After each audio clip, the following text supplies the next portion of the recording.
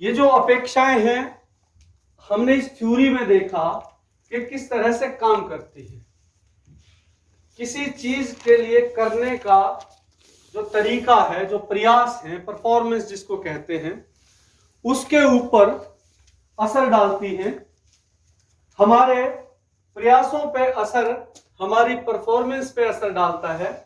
हमारी performance down होती है तो आउटकम तक हम नहीं पहुंच पाते। ये जब थ्योरी विक्टर वरूम 64 में दे रहे थे तो इसके ऊपर काफी बड़े क्षेत्र में काम होना शुरू हुआ और 1968 के अंदर इसका एजुकेशनल इम्प्लीकेशंस रोजनथाल इफेक्ट के नाम से पब्लिश हुआ, जिसके बारे में जो पूर्व में यहां पे आए हैं वो लगभग सभी जानते हुए शॉर्ट में इसको बता दें। रोजनथाल इफेक्ट बोलते हैं या इसको पिग्मेलियन इफेक्ट भी कहते हैं। और एक आर्टिकल आया था उस time, Pygmalion in the class, और आप गूगल करेंगे तो आपको 2-3 फिल्में मिल जाएंगी पिग्मेलियन नाम से, क्योंकि वो दो चीजें कह रहा है कि एक्सपेक्टेंसी बढ़ेगी तो आउटकम बढ़ेगी। एक्सपेक्टेंसी इसका रिवर्स भी ट्रू है कि घटेगी तो आउटकम भी घट जाएगी और वो रिवार्डिंग नहीं पनिशिंग हो जाएगी उलटकर। इस पर ही काम करते हुए रोजनथाल ने काफी वर्षों तक अपने ग्रुप के साथ मिलकर काम किया। इस बिजनेस मॉडल का शिक्षा के क्षेत्र में क्या योगदान हो, कैसे शिक्षक इसका फायदा उठा पाए, इसके लिए उसने 2 इफेक्ट दिए। एक जिसको हम पिग्मेलियन इफेक्ट बोलते हैं और दूसरा जिसको हम गोलेम इफेक्ट बोलते हैं। गोलेम इफेक्ट काफी बाद में आया 1982 में, पिग्मेलियन इफेक्ट 1968 में, और ये दोनों किसके नतीजतन आए थे? विक्टर वरूम की एक्सपेक्टेंसी थ्योरी के नतीजतन। और इन दोनों में ही रोजनथाल थे, तो पहले वाले को रोजनथाल इफेक्ट कहते हैं या पिग्मेलियन इफेक्ट कहते हैं और दूसरे को गोलेम इफेक्ट कहते हैं। इसमें टीम बड़ी थी इसलिए इसका नाम से किसी के नहीं मिलेगा, रोजनथाल एट ऑल मिल सकता है। रोजनथाल एट ऑल का मतलब बाकी सब ने मिलकर, जिसमें बैडन जो है वो काफी अहम भूमिका निभा रहे थे। इनको दोनों को आप मूवी की फॉर्म में देख सकते हैं। गोलेम पे भी बहुत अच्छी मूवीज बनी हैं, दी गोलेम के नाम से, GOLEM, और पिग्मेलियन पे भी अच्छी मूवीज बनी हैं। और इसको प्रूव किया गया एक बहुत बड़ी छात्र संख्या के ऊपर। कुछ नए शिक्षकों को नई कक्षाएं पढ़ाने के लिए दी गई और नई कक्षाओं में जो बालक थे उनको पिग्मेलियन इफेक्ट के अंदर जब टेस्ट कर रहे थे, उन्होंने गलत तरीके से टीचर को बताया कि ये बहुत इंटेलिजेंट बच्चों की क्लास है, इनको बहुत केयरफुली हैंडल करना, शरारती तो है लेकिन बहुत पोटेंशियल है। और दूसरी तरफ जो इंटेलिजेंट बच्चे थे उनके टीचर को बताया गया कि ये आपको सीधे पादरे लागेंगे, पढ़ा, लेकिन ये बहुत आरामी बच्चे। और उन्होंने एक बहुत बड़े सैंपल पर रिसर्च करने के बाद पाया कि क्योंकि टीचर की एक्सपेक्टेंसी को गलत दिशा में मोड़ दिया गया था, तो वर्ष के अंत तक आते आते इंटेलिजेंट बच्चों की परफॉर्मेंस डाउन हो गई और जो बच्चे कमजोर थे उनकी परफॉर्मेंस अप हो गई। ये कहानी जो है बड़ी मजेदार कहानी है। पिग्मेलियन एक स्कल्पट्रिस्ट था, शिल्पकार था, और उसने आइवरी से एक मूर्ति बनाई थी। आइवरी हथीदांत को बोलते हैं। बहुत सुंदर युवती की मूर्ति बनाई थी। उस समय ये बात है, एमेथस नाम का एक आइलैंड था सिप्रस के अंदर, साइप्रस भी बोलते हैं आप उसको। सिप्रस के अंदर एमेथस नाम का आइलैंड था और एमेथस की लड़कियां जो है वो शापित हो गई थी। उनकी जो देवी थी, प्रेम की देवी किसको बोलते हैं? वीनस के श्राप से शापित हो गई थी। और पिग्मेलियन एक ऊंचे घराने का लड़का था जिसको शादी के लिए लड़की की जरूरत। उसको जो प्रोपोइडस बोलते थे वहां के राजा को, जो एमेथस के अंदर राज करते थे, और उनके वहां से जो भी लड़कियां आती थी वो सारी वैश्यावृत्ति में लग जाती थी, क्योंकि उनका श्राप था वीनस का। उन्होंने वीनस का की पूजा करने से इनकार कर दिया और वीनस ने उनको श्राप दे दिया कि जाओ, तुम्हारे यहाँ की सारी लड़कियां जो है वो कभी भी सेक्स करेंगी तो अपने आनंद के लिए नहीं कर पाएंगी, बल्कि व्यापार बन के रह जाएगा और उनकी इज्जत जो है मिट्टी में मिल जाएगी, जैसे तुमने मेरी इज्जत ली। तो इसको कोई लड़की नहीं मिली, तो इसको धीरे धीरे अपनी मूर्ति से प्रेम हुआ। इसने वीनस को ये अर्ज लगानी शुरू कर दी कि तू इसी में प्राण डाल दे, इसी में प्राण डाल दे, मैं तो इसी से शादी करूंगा और किसी से अब इस यहां तो कोई लड़की है नहीं, सारी इस तरह की लड़कियां। और कहते हैं कि उसकी तपस्या से वीनस का जब पूजा का समारोह चल रहा था वहां ये गया और वहां जाने के बाद इसने उससे मांगा, तो इसको उस वक्त कुछ नहीं लगा कि कुछ मिला है कि नहीं। जब ये घर लौटता है तो ये आदतन उस मूर्ति का आलिंगन करता था क्योंकि इसकी बेहतरीन कृति थी। तो ये कहता है कि मुझे उस दिन आलिंगन में गर्माहट महसूस हुई और धीरे धीरे कुछ पलों के बाद वो जीवित हुई। ये थ्योरी, इस चीज पे कहानी बहुत लंबी है, इनकी पीढ़ियों दर पीढ़ियों दर पीढ़ियां ये कहानी चली है, हमें उससे लेना देना नहीं है। लास्ट में ये भी शापित हुए और इनके घरानों के लड़कों ने अपनी माओं के साथ ही जो है संबंध बनाने शुरू कर दिए। ये 15 वॉल्यूम का एक मेटामॉर्फोसिस के नाम से एक बहुत बड़ा ग्रंथ लिखा गया था, उसके अंदर ये पूरी कहानी इनके पूरे कुतुब। इस थ्योरी से रोजेंथाल ने ये देखा कि उसकी उम्मीद उस आइवरी की मूर्ति से इतनी ज्यादा हो गई थी, अपेक्षाएं, कि उसकी अपेक्षाओं से उसको न जाने उसके देवी के उस आशीर्वाद के कारण या कौन जाने कि उसको स्वयं ही ऐसा आभास होने लगा कि वो उसको जिंदा मानने लगा कि जिंदा ही है।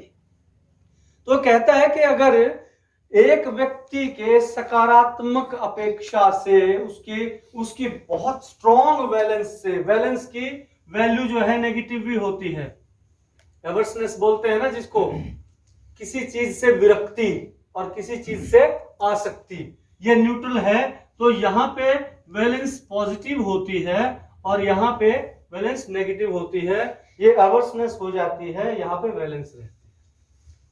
ठीक है, कई बार उहापोह की स्थिति होती है, उसको एम्फीवैलेंस भी बोलते हैं, कि पता ही नहीं चल रहा है किससे प्यार है कि दुश्मनी है, उस चीज से, उस रिवार्ड से, उस आउटकम से हमें क्या चाहिए।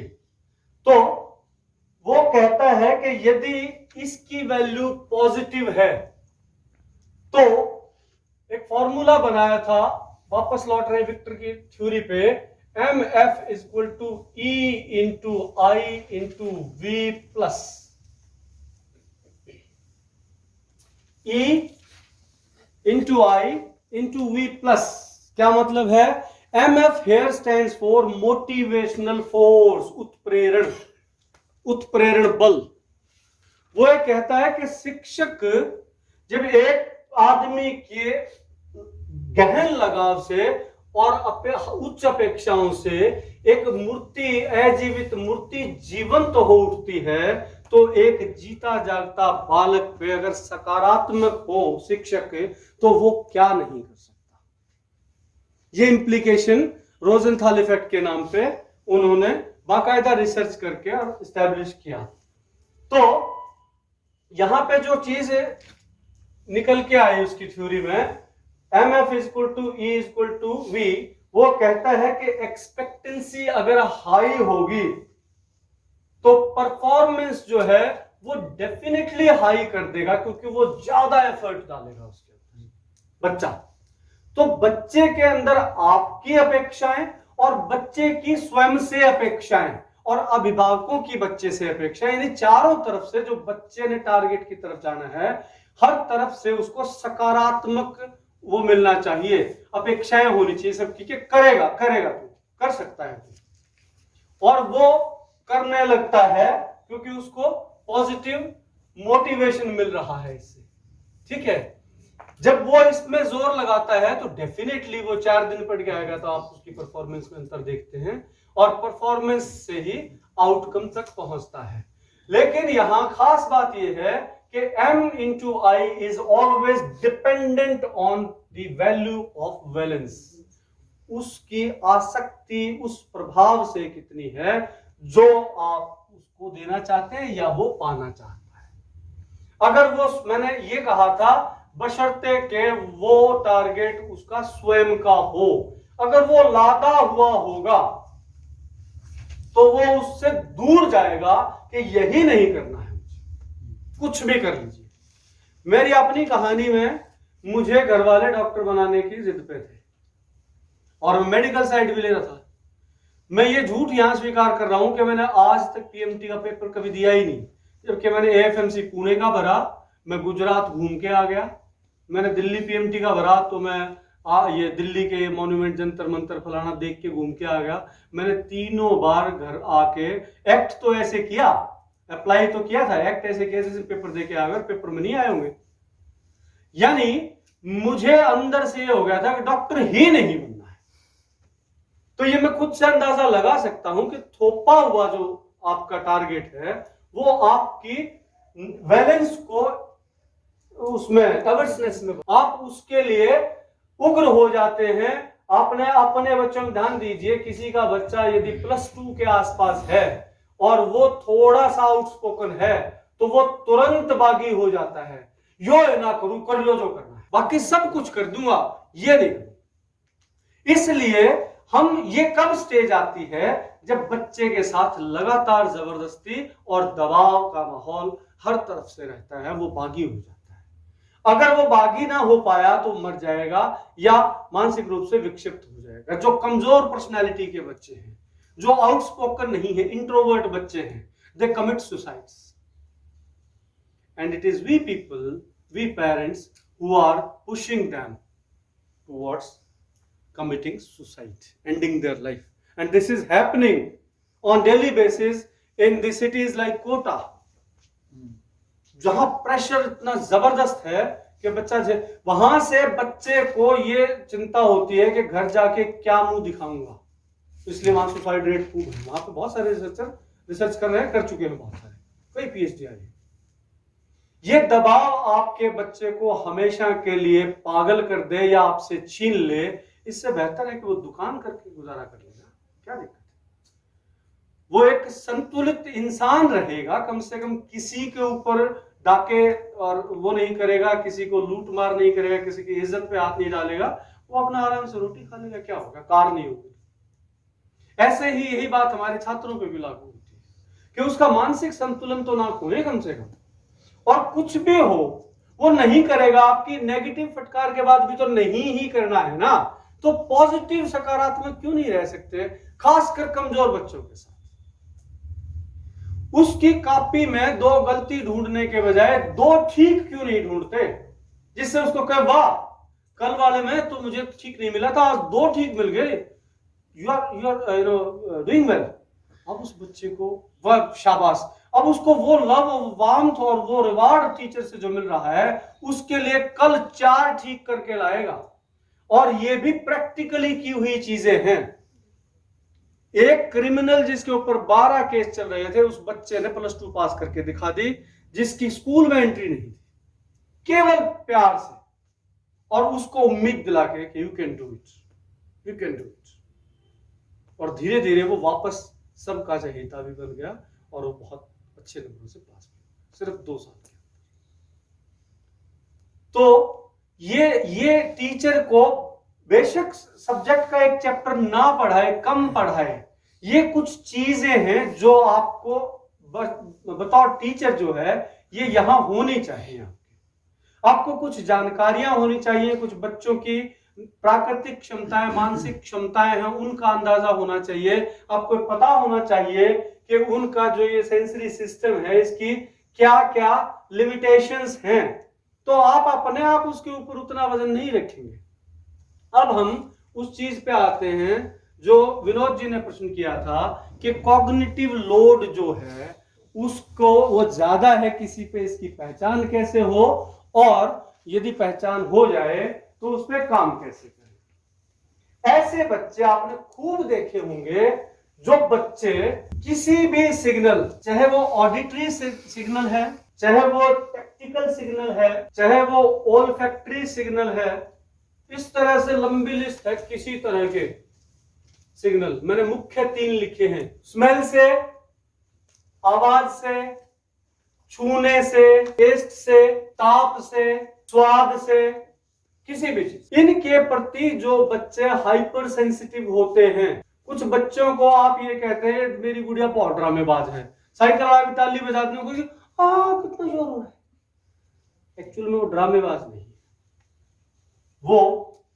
इस बीमारी की शिकार है, सेंसरी प्रोसेसिंग डिसऑर्डर की शिकार। वो उतना कॉग्निटिव लोड झेल ही नहीं सकती जितना सामान्य बच्चे झेल सकते। ऐसे बच्चों को, जिनको हल्की भी कहीं स्मेल हो तो कहेंगे हाँ कितनी बदबू आ रही है, आपने देखे होंगे बहुत सारे लोग ऐसे हाइपर सेंसिटिविटी दिखाते हैं। या फिर वो बच्चा ऐसी हरकतें करता हो कि आपने कुछ बच्चों को देखा होगा, सामान्य तौर पे लोगों को चक्कर आके गिर पड़ते हैं और वो गिर पड़ने तक घूमता ही रहता है, रुकेगा नहीं। कुछ कोई चीज रस्सी पकड़ ली, वो पोल से बंधी है तो उसके चारों तरफ, मतलब ऐसी हाइपर हरकतें करता है जो सामान्य बच्चे नहीं करते। लेकिन यहां मैं आपको अभी ये बता रहा हूं कि किसी इस तरह की एकाध चीज जो आइसोलेटेड इवेंट हो, जब बच्चा सुपर एक्साइटेड हो और तब ऐसा कुछ कर दे, उसको एसपीडी से लेबल मत कर देना। इसके लिए बाकायदा काउंसलर तय करेगा, उसके खूब सारे टेस्ट करके कि वो इस बीमारी से ग्रसित है कि नहीं है। हमारी आदत है, जब ये आईईडी का शुरू हुआ, इंटीग्रेटेड एजुकेशन फॉर डिसेबल्स, तब खूब सारे बच्चों को किस कैटेगरी में दिखा दिया, एलडी की में, CWS एलडी की में, लर्निंग डिसेबल है। सरकारी स्कूल के सारे बच्चे, सारे मास्टर लर्निंग डिसेबल है। तो it's not about that. Extreme cases में जिसमें ऐसे जो लक्षण बता रहा हूं, ये लगभग सारे लक्षण उसमें, और हमेशा ऐसे ही लक्षण में रहता हूं, तो वो बच्चा जो है इस सेंसिटिविटी, जो प्रोसेसिंग डिजीज है, डिसऑर्डर है, इसका शिकार है। किसी चीज को आपने खाने को दी, मतलब बहुत सारा ओवर रिएक्ट करता हुआ लगता हुआ आपको, एक्चुअल में उसकी जो सेंसरी परसेप्शन है वो डिसरप्टेड है, वो खराब है, और वो इसलिए क्योंकि वो अंदर नहीं रख सकता इतनी सूचनाओं को, वो अचानक परेशान हो जाता है। या और क्या पहचान मिलेगी, एक काम, एक टास्क पे लगा है, आप तुरंत उठा के कह दो एक बार पानी लेके आइए, वो किताब पढ़ने में लगा था, वो आपकी बात को एकदम से समझ ही नहीं पाएगा, बशर्ते कि आप सामने खड़े हैं। Switching from one sensory perception to another sensory perception is difficult for such children. Switching, एक से अचानक दूसरी तरह का काम करने का कहना है, दूसरे से अचानक तीसरी तरह का काम करना। तीसरी, उसको कोऑर्डिनेशन की कमी होती है। हमने पीछे कई बार गेम खेले थे ना, वो पास कर रहे थे हम चीजें। ऐसे बच्चों को इस तरह के गेम काउंसलर भी इन्हीं चीजों से पहचानते हैं। वो बाकी बच्चे एक साथ अगर 15 सिग्नल, ऑर्डिनरीली हम 9 से 14 सिग्नल एक बार में ले सकते हैं। इंसान 9 से 14 की सामान्य रेंज है, इतने सिग्नल एक साथ परसीव कर सकते हैं। प्रोसेसिंग की बात नहीं कर रहा हूं, परसीव। वो लोग एक बार में 1, 2 या 3 से ज्यादा सिग्नल परसीव नहीं कर सकते, वो कंफ्यूजन की स्टेट में चले जाए, परसीव ही नहीं कर सकते। अगर उन्होंने एक से ज्यादा परसीव भी कर लिए तो उसको प्रोसेस नहीं कर पाएंगे, वो उनमें से कोई सा काम नहीं कर पाएंगे। जैसे अगर आप यहां पे आंख बंद करा के एक आदमी ताली बजाए, एक आदमी सीटी बजाए और तीसरा आदमी गिलास बजाए, तो शायद सामान्य आदमी इन तीनों बातों को बता देगा कि ये 3 ध्वनियां आई थी, वो बच्चा नहीं बता सकता है। या आप उसकी दूसरी सेंस को इन्वॉल्व कर लें कि आप उसके यहां ठंडा या गर्म लगा रहे हैं, इधर से सीटी बज रही है, वो दोनों को ही नहीं बता पाएगा, उसको कुछ नहीं, मिक्सअप हो जाता है उसका सारा। ऐसे बच्चे, ये पहचान है, ऐसे बच्चे जो है इसका शिकार हैं। ये सामान्यतः नहीं मिलते हैं, इनकी दर बहुत कम है। 1000 पे जाके एक बच्चा ऐसा मिल सकता है, इससे नीचे नहीं मिलेगा। इसलिए जल्दबाजी, किसी को लेबल करने के लिए जल्दबाजी नहीं करती। लेकिन अगर ऐसा केस है तो उसके साथ क्या करें, उपचार क्या है? आप सोच के बताइए कि ऐसे आदमी को कैसे हैंडल करना चाहिए, बच्चे को। एक चीज मैं लिख लेता हूं, इसको आप इसी नाम से सर्च करके डिटेल में पढ़ना चाहे तो पढ़ सकते हैं, सेंसरी प्रोसेसिंग डिसऑर्डर। और साथ में दूसरा आर्टिकल है कॉग्निटिव लोड। ये दोनों मिला के पढ़ने पड़ेंगे, एक में दोनों चीजें ना भी मिले जाए। अब जिन चीजों से मैडम ने कहा उसको रिलैक्स कर दें। रिलैक्स होने का मतलब समझ लीजिए क्या होता है। रिलैक्स होने का मतलब होता है, अपन टी ब्रेक लेते हैं ना, माइंड ब्रेक्स, और फ्रीक्वेंट माइंड ब्रेक्स देने पड़ेंगे आपको। इतना सा काम किया, ब्रेक ले लेते हैं, इतना सा काम किया, अब रिलैक्स हो जाए, थोड़ी देर आराम कर ले। One task one time.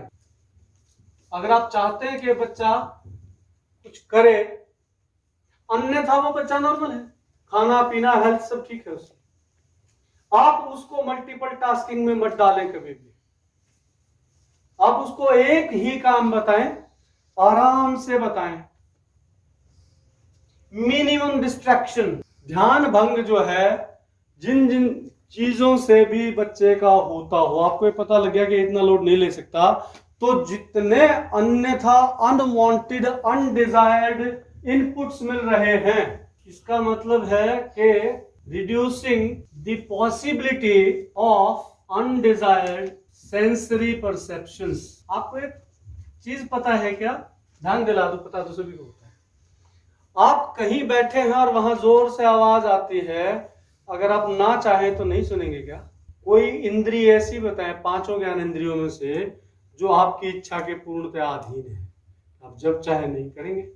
अगर इनपुट है एनवायरमेंट में, स्टिमुलस एनवायरमेंट में है, तो आप अपने इंद्रिय का कुछ नहीं कर सकते। अगर वो ओपन है तो वो देखेगी, अगर उसको आपने बंद कर दिया तो बात अलग है। अगर वो उसके स्रोत खुले हैं, नाक भी खुला है, नाक बंद नहीं किया आपने, आंख बंद नहीं की, अपने कान बंद नहीं किया, बच्चा को भी बंद कर सकते हैं क्या?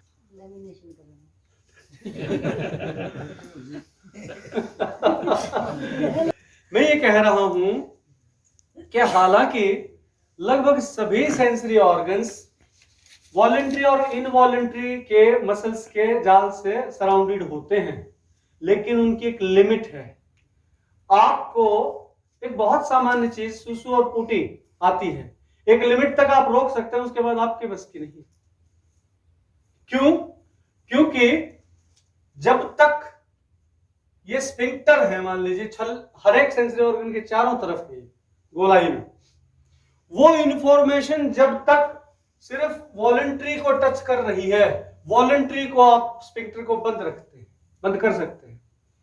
वो अगर उसकी आर्ज बढ़ जाएगी, वो इनवॉलंटरी को एक बार टच कर गई,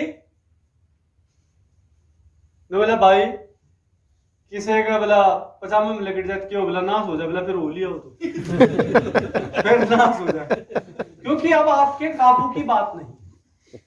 कुछ ऑर्गन्स जैसे विसरल ऑर्गन्स हैं जो छुपे हुए हैं अंदर, हार्ट है, लंग्स हैं, ये प्योरतः इनवॉलंटरी है। इसलिए कोई व्यक्ति चाह के भी अपने दिल की धड़कन या अपने सांस को रोक के आत्महत्या नहीं कर सकता, क्योंकि वहां वॉलंटरी मसल है ही नहीं। दिल अगर धड़क रहा है तो आप दिल के धड़कने को बंद नहीं कर सकते कि बस आज मरना दिल, चल मेरे दिल सो जा। वहां तो ये गाना पड़ता है, हुआ जो हुआ, दिल तो बंद नहीं होना। तो ये वॉलंटरी और इनवॉलंटरी, ऐच्छिक और अनैच्छिक पेशियों का खेल है, आपके बस की बात नहीं। तो आप क्या कर सकते हैं? आप इनपुट्स को कट कर सकते हैं। अगर यहां पे कोई ब्लिंकर बल्ब लगा है, जैसे दिवाली पे लगाते हैं, यहां आपका बच्चा पढ़ रहा है, तो जो इस तरह का, वैसे तो सामान्य बच्चा भी डिस्टर्ब होगा, लेकिन इस तरह का बच्चा है उसको कुछ समझ में आना बंद हो जाएगा, क्योंकि वहां पे बहुत कलर है, वो अलग अलग दिशाओं में मूवमेंट कर रहे हैं। आपने ध्यान दिया हो, मैंने इस बार दिवाली पे ध्यान दिया था, पूरे घर में अंधेरा करके मैंने 3 ब्लिंकर जला दिए, तो वहां पे सबसे पहला चक्कर तो मेरी मां को आया, और थोड़ी देर के बाद पत्नी ने भी शिकायत की, और फिर मैंने भी ये महसूस किया क्या क्या हो रहा है, चक्कर क्यों आ रहा है। चक्कर आने का मतलब है कि दिमाग जो है it is not able to handle now more signals, लेकिन वो तो 1 मिनट में 1000 सिग्नल एक बल्ब दे रहा है, फिर दूसरे उसको काट रहे हैं, कहीं सर्कल बन रहा है, कहीं कुछ बन रहा है, तो आपको डिजीनेस आ जाती है, एकदम से आप निडालोगे, गिर जाएंगे। ये क्या है, ओवरलोड हो गया आपके दिमाग के ऊपर, और आप बंद कर नहीं सकते हैं। यही आवाजों के साथ है, आपको बहुत सारी तीखी चीख पुकार के बीच में छोड़ दें तो आप थोड़ी देर के बाद हैंग हो जाएंगे। ये बच्चों के साथ हो रहा है क्योंकि हम मल्टीपल सब्जेक्ट की बहुत अर्ली स्टेज से पढ़ाई कराना चाहते हैं। एक एक घर के अंदर मैंने ऐसा देखा है जो हत्यारे माँ बाप अपने बच्चे से इतनी सारी चीज चाहते हैं कि वो सुबह जो है दौड़ लगा के आए, एक्सरसाइज करे, उसके बाद आपके साथ प्रार्थना भी करे, अगर आप नास्तिक आस्तिक है तो उसके बाद तुरंत टाइम पे स्कूल में जाए, स्कूल में सारे टीचर बारी बारी बारी बारी इंफॉर्मेशन के लोड देंगे, उसके बाद वापस आएगा, आते ही आप कहते हैं अब सो जा, ट्यूशन पे जाना आधे घंटे के बाद। पहली चीज तो एब्रप्टली दिमाग को शांत नहीं किया जा सकता, बड़े लोगों को मेडिटेशन की जरूरत पड़ती है, एकदम से दिमाग को बंद किया जाना पॉसिबल नहीं है, आपको इनपुट से आइसोलेट करना पड़ता है, मिनिमम डिस्ट्रैक्शन होना चाहिए।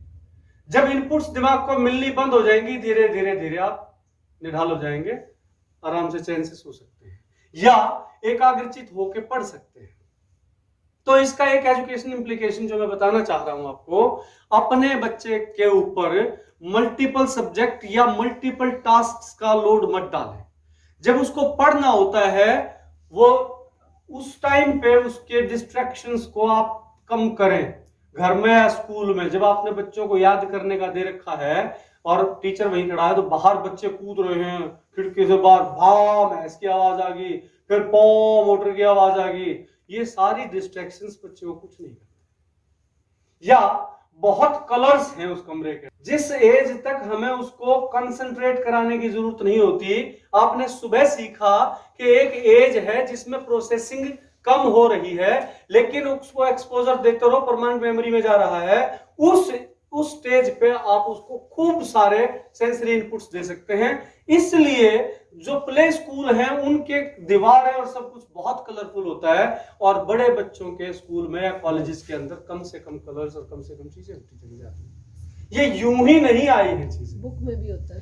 इसके कुछ साइकोलॉजिकल बेसिस हैं, उनकी किताब भी बहुत रंगीन मिलेगी। लेकिन बड़े लोग, मैंने यहां आने के बाद महसूस किया है कि आईएएस जो चीफ सेक्रेटरी है इस लेवल के आदमी हैं, आप वहां अगर ये आपकी पीपीटी प्रेजेंटेशन है, आपने एनिमेशन, आवाजें, कलर ज्यादा डाल दिए तो वो आपको बंद करा दें। वो सीधा ये कहते हैं it should be in black and white, nothing else, even underlining और बोल्ड भी नहीं, सिंपल।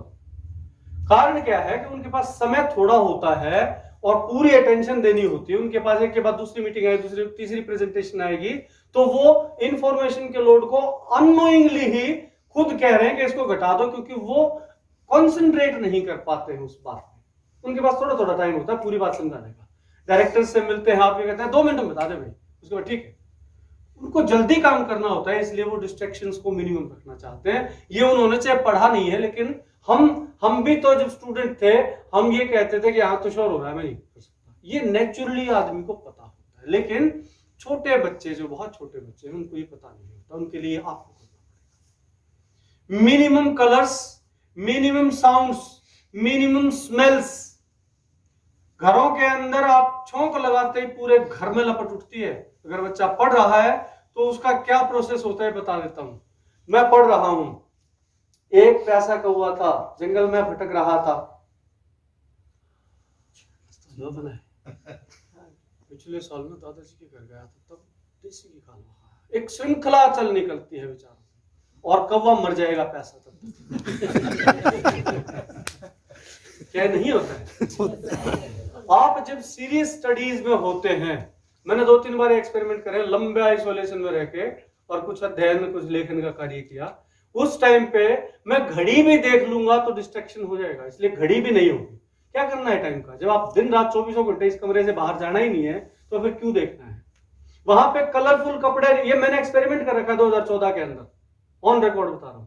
100 दिन जब मैं कमरे में रहा तो मैंने एक ही रंग का एक ही कपड़ा पहना, एक ही खाना खाया, केला दूध, दोनों लगभग सफेद है, छिलका उतारना पड़ेगा क्योंकि केले सीधे सफेद नहीं आते। एक सफेद धोती जिसको यहां पे एक गांठ लगाई, ऊपर से फेंक लिया।